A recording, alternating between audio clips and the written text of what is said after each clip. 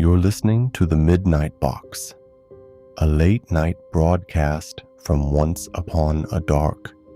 Tonight's story is about Joseph Force Crater. Joseph Force Crater held a title that carried authority. In 1930, he was a justice of the Supreme Court of the state of New York. The appointment was recent, political, visible.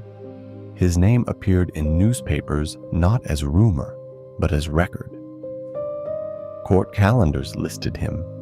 Legal decisions carried his signature. He was not anonymous, he was institutional.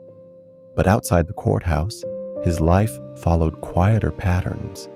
He was married, he maintained routines, he attended dinners. He traveled between New York City and upstate with regularity. There were expectations attached to him, professional ones, social ones, domestic ones. When a judge leaves chambers at the end of the day, he is expected somewhere. New York in 1930 was loud with structure. Subway lines carved beneath the streets. Broadway lights pulled crowds into theaters. Political alliances shifted in offices not far from City Hall. It was a city that recorded movement. Appointments were scheduled, meetings were noted, absences were noticed.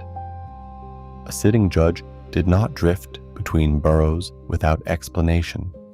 His days were accounted for. His name was documented, which is why, when Joseph Force Crater failed to appear where he was expected, the absence did not feel private. It felt structural. On the morning of August 6, 1930, Joseph Force Crater arrived in New York City from Maine. He had been away. There was nothing unusual about his return. Judges traveled. Summers shifted between city and coast. He entered the city as he had before. That day, he went to his office. Files were reviewed. Documents were handled. At some point, he requested several papers be brought to him. They were case-related, routine.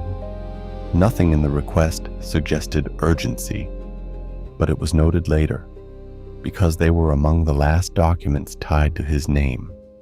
He withdrew money from his bank account, not an extraordinary amount, not enough to raise alarm at the time, just a transaction, recorded, time-stamped, ordinary.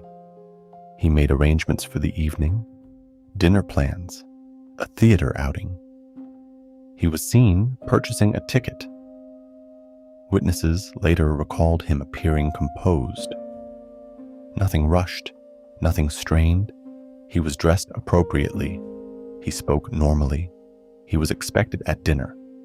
There were no public confrontations that afternoon, no recorded arguments, no visible departure from routine. The city continued moving around him. Subways ran beneath the streets. Court schedules remained intact. Restaurants prepared for evening service. Joseph Force Crater moved through the day inside that structure. And then, sometime after leaving a restaurant in Manhattan, he stepped into a taxicab. It was a common action. Men left restaurants and entered cabs every hour.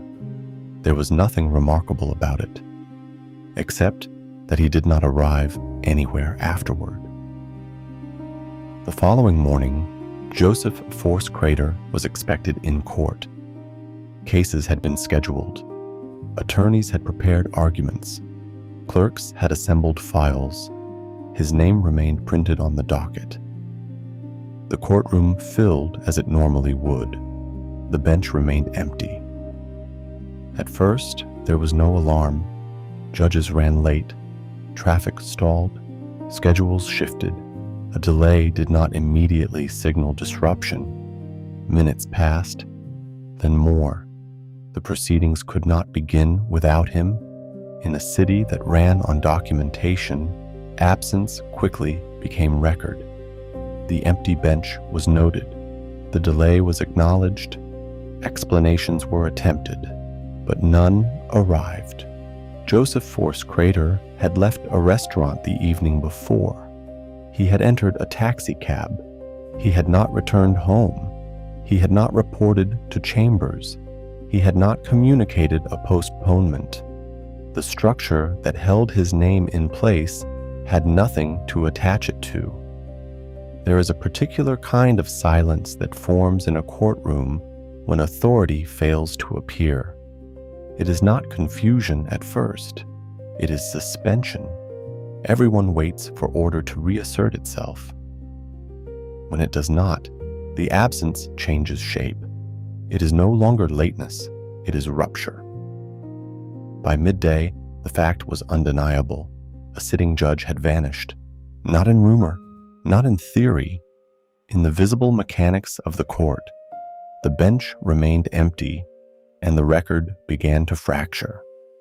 By the afternoon, the absence could no longer be contained within the courthouse. A sitting judge had failed to appear. The fact moved quickly. Newspapers printed his name, headlines sharpened, questions multiplied faster than answers. Reporters retraced his final known movements: the restaurant, the theater ticket, the taxi cab. Details that had seemed ordinary now became public fragments. Each was printed. Each was debated. None resolved.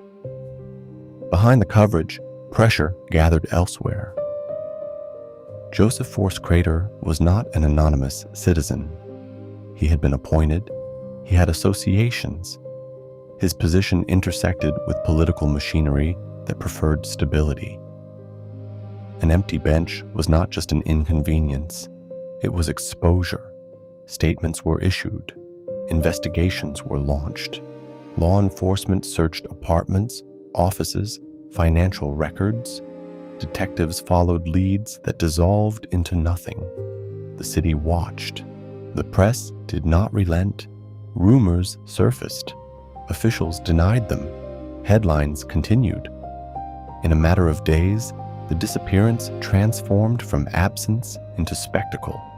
The phrase "missing judge" circulated widely. His name became shorthand for uncertainty.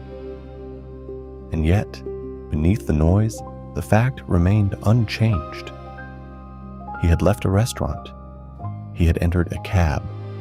He had not reappeared. Political discomfort did not produce clarity. Public fascination did not produce evidence. The more visible the case became, the less tangible it felt. Institutions searched. Newspapers printed. The bench remained empty. In the years that followed, Joseph Force Crater was not immediately forgotten. His disappearance remained open. Investigations continued. Leads were followed, abandoned, revived, none resolved. No verified sighting returned him to the record. No remains were confirmed. The file didn't close with certainty. It thinned. New York moved forward. New judges filled courtrooms. New headlines replaced old ones. Political cycles continued without him. The machinery resumed. The bench was no longer empty, but his name did not disappear with him. In time, his surname entered common speech. To pull a crater came to mean vanishing without explanation. A man who once signed court decisions became a reference point, a cautionary shorthand. Language preserved the disappearance. It did not preserve the person. What remains are fragments: a docket bearing his name, a bank withdrawal, a theater ticket, an empty bench. Joseph Force Crater did not vanish into secrecy.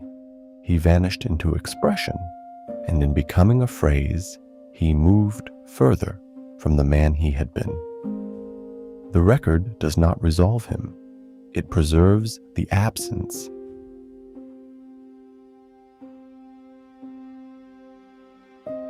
That was tonight's story. You've been listening to The Midnight Box. Wherever you are, thank you for listening. Good night.